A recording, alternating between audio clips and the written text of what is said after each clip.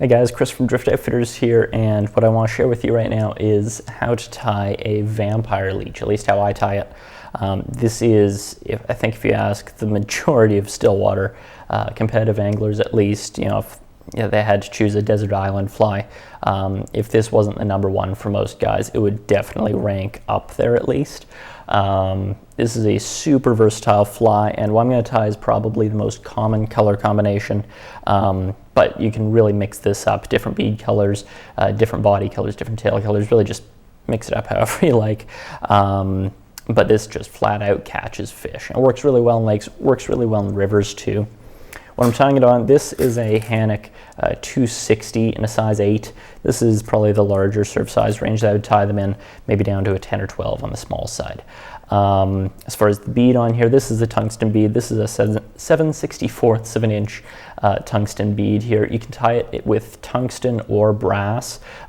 Varying the two will give you a slightly different action on this fly. So it's not so much about the depth, although it obviously will affect the weight slightly, but the tungsten, because it is heavier, will cause this fly to jig a little bit more and ride up and down, whereas the brass just sort of slinks along in a straighter sort of line. So you can mix it up with the bead colors, bead materials there to get different looks and different actions. For the thread, this is just a 10-aught black Vivus that I'm attaching behind the eye, or behind the bead rather. I'm just going to throw on a few wraps to dam that up there, keep it from sliding around on me. I'm going to take my thread back, work back to the bend. And for the tail on this, you can use marabou or you can use rabbit. Marabou is probably by far and away the more common choice. Sometimes I use rabbit for the really small ones though. So this is a very large sort of select marabou plume. What I don't like to do with these is tie the tip in for the tail. I've covered this in other videos too, but tying in the tip of the feather like this means that you're incorporating the stem of the feather into the tail, and it tends to be a little bit more on the rigid side. So what I much prefer to do is work with the material off the side, the individual barbs. Now the ones down here are a little stumpy and just not very nice looking, so I'm just going to tear those off. I'm not going to use those, but I'm going to move up slightly to these fibers here. And I'm going to just take a pinch, decent little size pinch off the side, just tear it off, pinch it nice and tight to keep those barbs more or less aligned. If they are slightly off, you can tear them between your fingers. It's nicer when you can use the natural tips, but this will work just fine.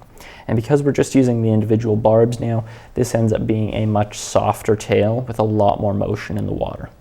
Now, as far as the length goes, you'll notice this is a pretty short shank hook. This is sort of one of Hannock's more standard sort of wet fly hooks, not so much a streamer hook, even though this is a streamer pattern. And the reason for that is we're actually going to tie in a very long tail in relation to the shank. And by a long tail, I mean at least twice the length of the shank. All right. The original vampire, as I've seen it tied, usually does use a shorter tail. This is more reminiscent of a British fly called a tadpole and the way that's tied in, but you'll find that a lot of anglers these days are going to longer and longer tails because it gives you just so much more movement in the fly. There are those who will say, the tail wraps when you tie it this long. It may every once in a while. It's honestly not as big a problem as you would think.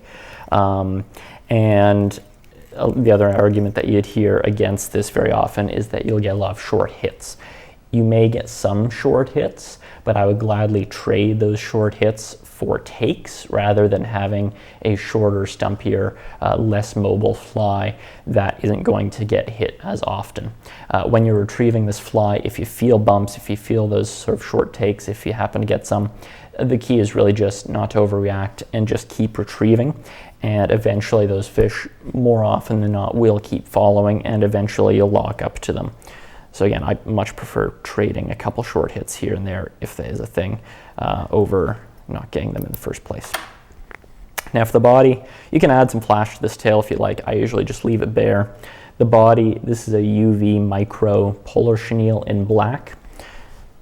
And I'm just going to catch a length of that in at the back here. And this is a dead simple fly. It's an awesome fly for this reason. You can just burn these things out. You don't have to worry too much if you lose a few. I'm just going to wrap this forward through the body here, nice tight turns, Get a little profile and tie it off behind the bead. Gives you this nice kind of prickly body. At this point, just going to whip finish behind the bead here. And that's your whole fly. It's a super, super simple fly, as I say. Has a ton of motion in the water. Ties with, my go-tos would definitely be the chartreuse bead with an orange bead as well. And then the rivers you can mix up, you know, ties flying olives and browns and things like that. Really, really good fly, super easy to tie, catches you lots of fish.